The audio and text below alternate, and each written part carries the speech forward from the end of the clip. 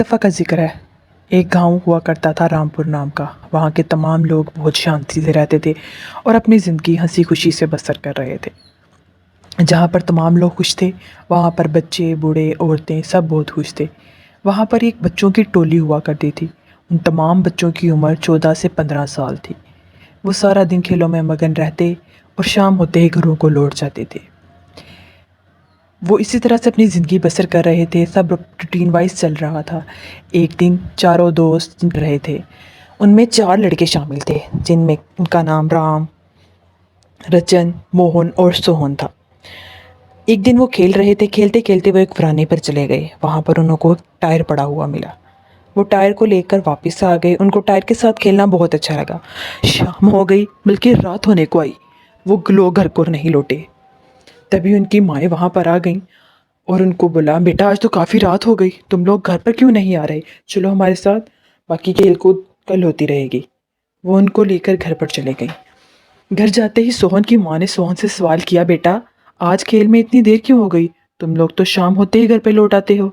تبھی سوہن نے بتایا، ماں ہم وہاں پر گئے تھے کچھ ویرانے پر، وہاں پر ہمیں ایک ٹائر ملا جس کو ہم سٹک کی مدد سے دوڑانے لگے۔ اس کو دوڑانا ہمیں بہت اچھا لگا، ہم کھیل میں اتنا مگن ہو گئے کہ ہمیں پتہ ہی نہیں چلا کب رات ہو گئی۔ تبھی سوہن کی ماں نے کہا، چلو بیٹا آئندہ احتیاط کرنا، شام ہوتے ہی گھر کو لوٹ آیا کر۔ اسی طرح اگلے دن صبح وہ بچے پھر اٹھے اور کھیلنے کے لیے چلے گئے۔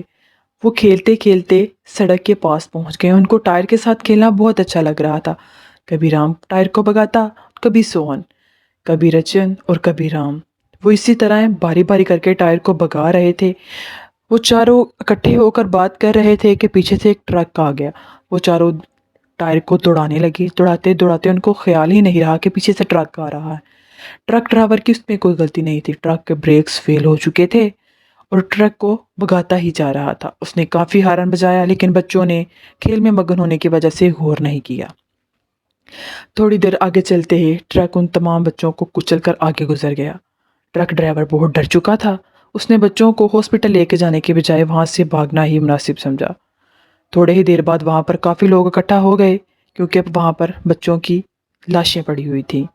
تھوڑی ہی دیر بعد کافی بھی وہاں پر پہنچ گئی۔ انہوں نے دیکھا کہ ہمارے بچے مر چکے ہیں۔ انہوں نے بچوں کا انتم سنسکار کیا۔ وہ بچوں نے دیکھا جب کہ ہم مر چکے ہیں، وہ وہیں پر انتظار کرتے رہے کہ وہ ٹرک ڈرائیور آئے گا جس نے ہمیں جان سے مارا، ہم اس کا پیچھا کریں گے اور اس کو اس کے انجام تک پہنچا کر رہیں گے۔ وہ بچے وہیں پر موجود رہے۔ ٹرک ڈرائیور پھر شام ہوتے ہی وہاں سے گزرا تو بچوں نے اس کا پیچھا کیا اور چھپ چھپ کر اس کا گھر دیکھ لیا۔ ٹرک ڈرائیور جب گھر پر چلا گیا تو بچے بھی وہاں سے لوٹ گئے۔ اگلے دن رات کو جب ٹرک ڈرائیور گھر پر واپس آیا تو بچے بھی اس کے پیچھے پیچھے آنے لگے اور اس کو دیکھ کر ٹائر بھگانے لگے۔ ٹرک ڈرائیور نے دیکھا، ارے یہ تو وہی بچے ہیں جن کا میں نے قتل کر دیا تھا، یہ زندہ کیسے ہو سکتے ہیں؟ تھوڑی دیر بعد اس کے پیچھے گیا تو اس نے دیکھا کہ بچے وہاں پر نہیں ہیں۔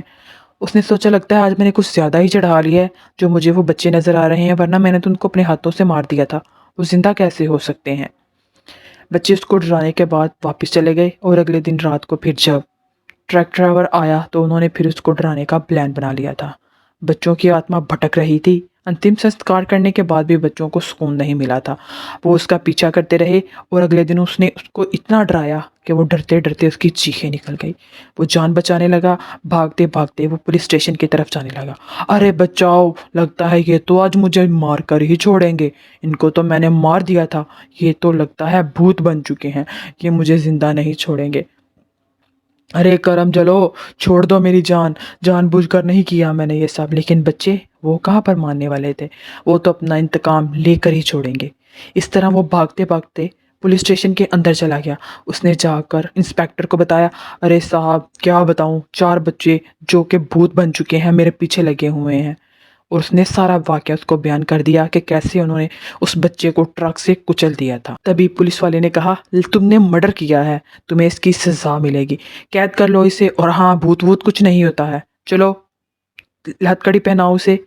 تبھی ایک آفیسر نے اس کو ہتھ کڑی پہنائی اور اسے جیل کے اندر بند کر دیا۔ بچے یہ سارا ماجرا دیکھ کر باہر سے خوش ہو رہے تھے اور دل ہی دل میں کہہ رہے تھے، اس نے تو تمام واقعہ خود ہی پولیس والے کو بیان کر دیا۔ اگلے دن اس کو عدالت میں لے جایا گیا اور اس کو اس کے کرموں کی سزا کے لیے پھانسی کی سزا سنا دی گئی۔ بچے یہ سب کچھ دیکھ رہے تھے اور دل ہی دل میں بہت خوش ہو رہے تھے۔ اس تمام واقعے کے دوران بچوں نے کسی کو بھی کوئی نقصان نہیں پہنچایا، بلکہ بس اپنا انتقام لینے کے لیے وہاں پر رکے ہوئے تھے۔ جو ہی بچوں نے دیکھا کہ ٹرک ڈرائیور کو سزا ہو چکی ہے تو وہ وہاں پر ہی موجود رہے۔